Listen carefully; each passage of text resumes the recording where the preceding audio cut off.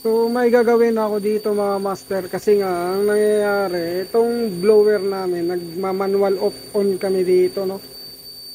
So nasira yung original namin na blower pan. Kaya nangyayari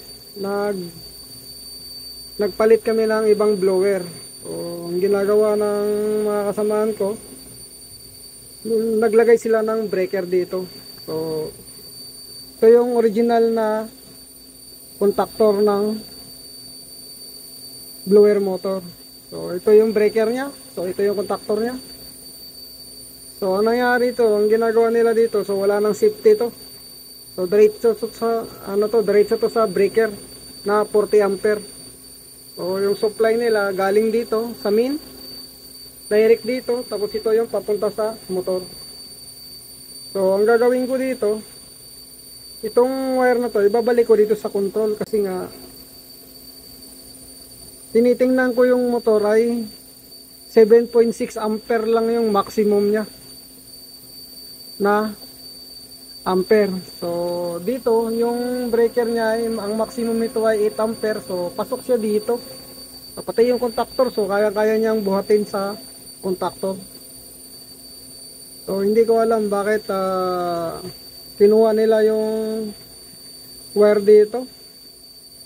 Tapos dinadrive nila ng ibang control. So kaya nangyari, pag nagbubukas ka ng blower, so kailangan mo pang i-on to. Tapos pag nagpapatay ka, kailangan mo nang i-off to. Kaya ngayon, so gagawin ko, ibabalik ko dito para automatic. Itong motor na to, ito yung blower pan namin.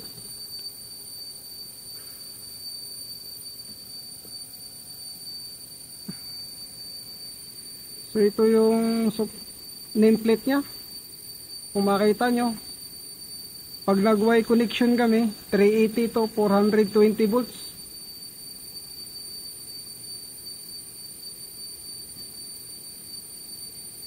.89 ampere lang.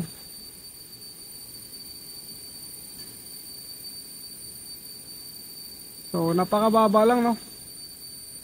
So dito nga 7.07 lang pag 60 horse. So yung supply namin dito ay 50 to 60 horse. So pasok tayo dito sa 380 to 480 volts Y connection. Tapos 7.07 ampere lang. So ang gagawin ko, ibabalik ko yon sa dating niyang control para safety, may overload protection siya.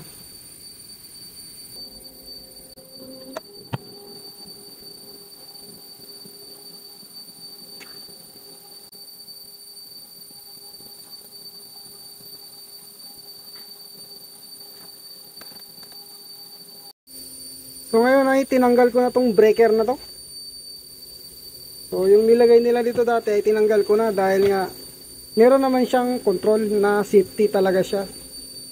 So isiset lang natin to ng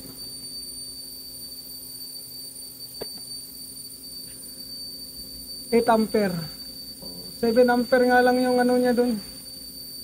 So 7 point something. So hindi lang natin isagad, no. Ayan, nakaset point tayo ng 7.07 doon. So 7.5, naka-set point tayo ng 7.5 ba yun? So mas safety to kasi nga may overload siya.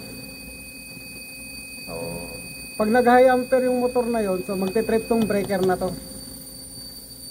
At automatic siya. So ito yung contactor niya. So ngayon, subukan natin patakbuhin. Tapos kuha natin ang amperahe. So ngayon, start natin.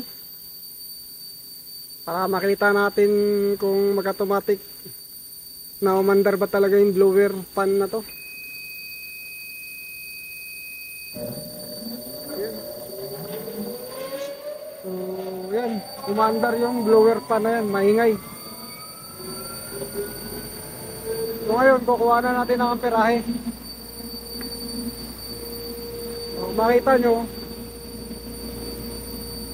nag-energize yung contactor dahil gumagana yung blower pan natin. So pag i-stop natin yung HMI, so automatic din yan, nag-i-stop yan.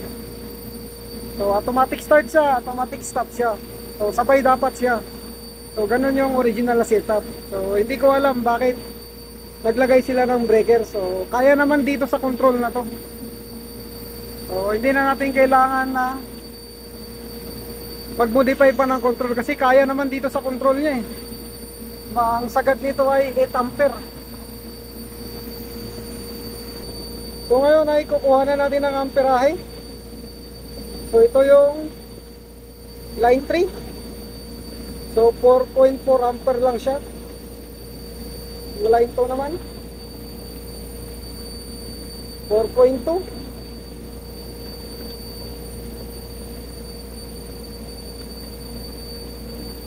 Tapos yung line 1 ay 4.0,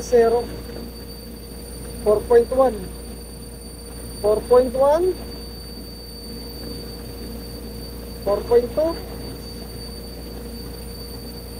4.3. So hindi siya nagkakalayo.